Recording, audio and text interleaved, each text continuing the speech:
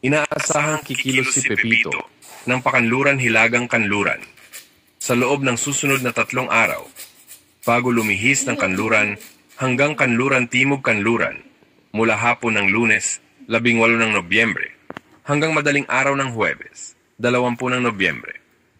Habang patuloy na lumalakas si Pepito, posibleng umabot ito sa kategoryang Super Typhoon sa loob ng susunod na mga oras bago ang landfall, na magdadala ng malalakas na hangin, matitinding pag-ulan, at mapanganib na storm surges.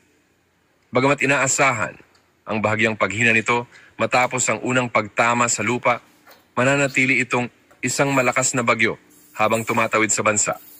Ang paghina ay inaasahan bukas habang tumatawid ito sa kalupaan ng gitnang Luzon at maaaring bumaba sa kategoryang Severe Tropical Storm sa oras na makarating ito sa West Philippine Sea sa Lunes.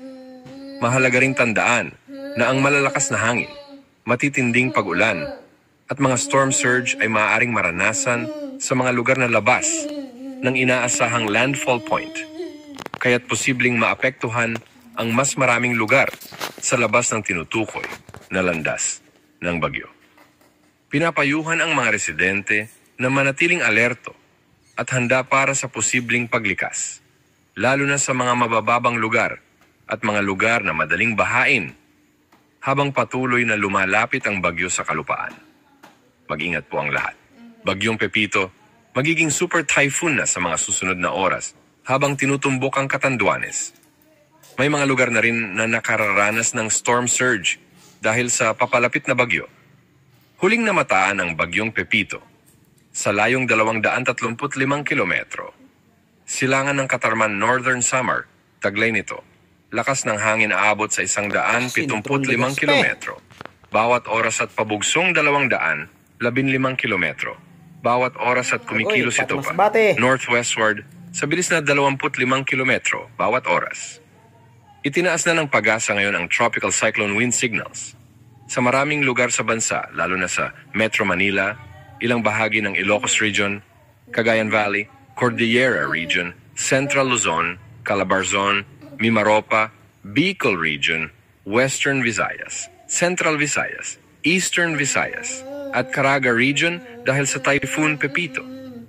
Ngayon ay nakataas na ang Tropical Cyclone Wind Signal number 3 sa Catanduanes, eastern portion of Albay, eastern portion of Camarines Sur, easternmost portion of Sorsogon, eastern portion of Northern Samar, at ang northernmost portion of Eastern Samar. Nakataas naman ang Tropical Cyclone Wind.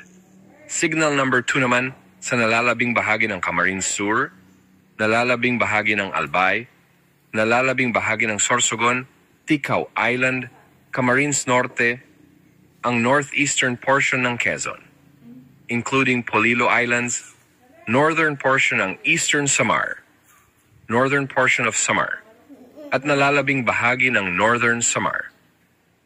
Nasa ilalim naman ng Tropical Cyclone Wind Signal number 1, ang nalalabing bahagi ng Masbate, kasama ang Burias Island, Marinduque, Romblon, nalalabing bahagi ng Quezon Province, Laguna, Rizal, Cavite, Batangas, Metro Manila, Zambales, Bataan, Bulacan, Pampanga, Tarlac, Nueva Ecija, Aurora, Quirino, Nueva Vizcaya, Isabela, Mainland Cagayan, Pangasinan, La Union, Ilocos Sur, Ilocos Norte, Abra, Apayao, Kalinga, Mountain Province, Ifugao, Benguet, nalalabing bahagi ng Eastern Samar, nalalabing bahagi ng Samar, Biliran, ang northern at central portions of Leyte, ang northeastern portion of southern Leyte, ang northernmost portion of Cebu, ang northernmost portion of Iloilo, at ang northern portion of Dinagat Islands. Sa kasalukuyang track nito, mas malaki ang posibilidad na maglandfall si Pepito sa Catanduanes ngayong gabi o bukas ng madaling araw. Gayunpaman, hindi rin isinasantabi ang posibilidad ng landfall sa silangang baybayin ng Camarines Sur, Albay, or Sorsogon sa parehong oras, o sa silangang baybayin ng Quezon o Aurora bukas ng hapon o gabi.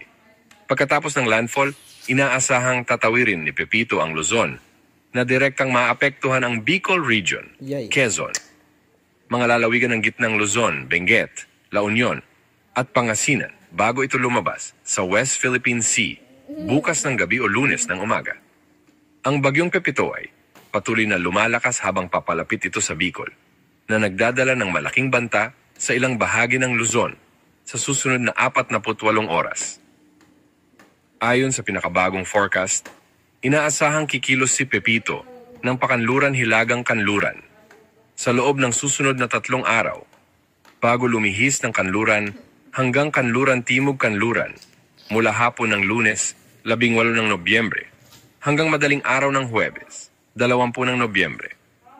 Habang patuloy na lumalakas si Pepito, posibleng umabot ito sa kategoryang Super Typhoon sa loob ng susunod na mga oras bago ang landfall, na magdadala ng malalakas na hangin, matitinding pag-ulan, at mapanganib na storm surges.